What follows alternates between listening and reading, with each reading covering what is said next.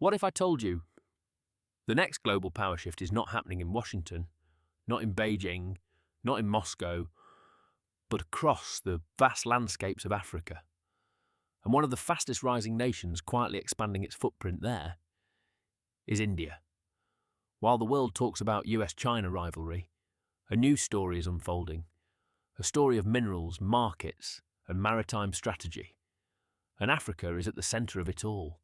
Africa holds 30% of the world's mineral reserves, 70% of global cobalt, massive lithium deposits, vast oil and gas reserves, 60% of the world's uncultivated arable land. The Democratic Republic of the Congo powers the electric vehicle revolution through cobalt. Nigeria drives Africa's oil economy and is one of the fastest growing consumer markets. South Africa dominates platinum production, critical for clean energy technologies. And Egypt, through the Suez Canal, controls one of the world's most vital trade arteries. Africa isn't resource poor, it's resource critical.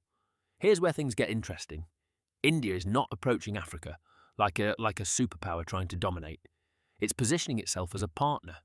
India's strategy includes lines of credit for infrastructure, capacity building programs, digital public infrastructure exports, pharmaceutical partnerships, defence cooperation.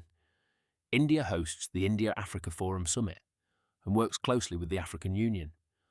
Unlike China's heavy lending model, India often emphasises human resource development, IT cooperation, affordable medicines, skill training. Why does Africa matter to India? Because energy security. India imports oil from African nations. Critical minerals for EVs and renewable energy. Indian Ocean strategy. Maritime security from East Africa to the Arabian Sea. Diaspora connections. Millions of people of Indian origin live across East and Southern Africa. For India, Africa isn't just economic, it's strategic and civilizational.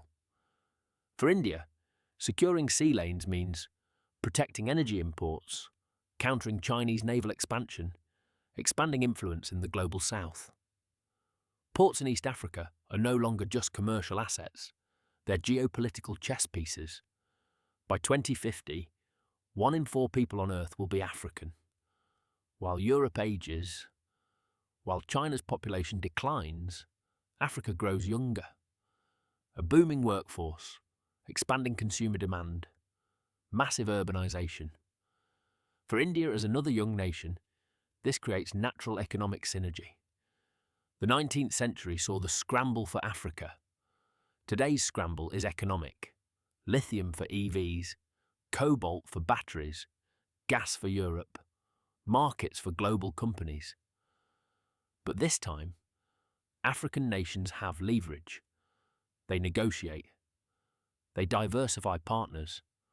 They demand better terms. And countries like India are trying to build influence without the colonial baggage. Will Africa become the battleground of superpowers, or the architect of its own rise? The 21st century may not be defined by East versus West, but by how Africa, and its partners like India, reshape the global order, because the hidden gem is no longer hidden, and the race has already begun.